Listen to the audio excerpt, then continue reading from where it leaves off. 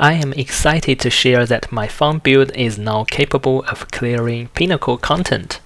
This video demonstrates how I cleared the hardest twisted domain and defeated T4 using the Palm Shield Totem Gemling. First, let's look at mapping. This build uses a simple combo of Shattering Palm and Shield Charge to achieve screen-wide clearing. Shattering Palm will put ice shards on mobs, and Shield Charge will make them explode. If you look at my gears for mapping, you will notice that I'm only holding a shield with no weapon in hand. This is because Shattering Palm is an unarmed attack. It can only be used with a quarterstaff or empty hand.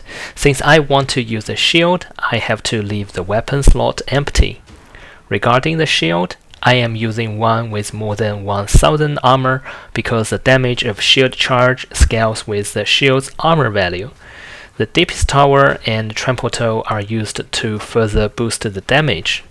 Regarding the passives, traveling to both shield nodes and unarmed attack nodes at the same time actually makes the passive tree looks pretty cool. By the way, I stack up some life leech so one shield charge can always refill my life back to the maximum. Bossing used to be a weakness for this build, but another exile suggested me to use totems with a second weapon set, and it works. I am using two maces.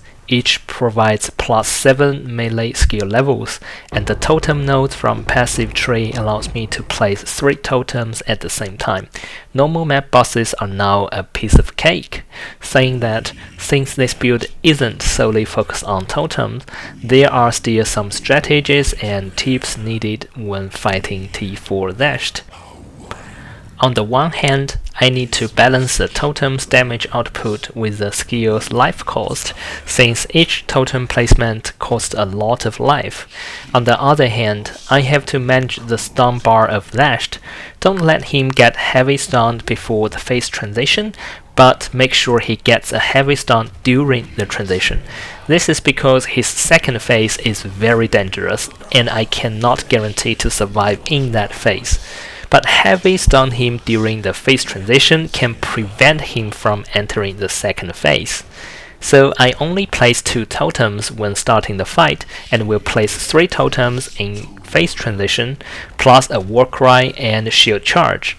Using this technique, I can bypass his dangerous phase 2 and beat him like a normal map boss. Just take a little bit more time. The POB is linked below. Feel free to check it out. Good luck, have fun.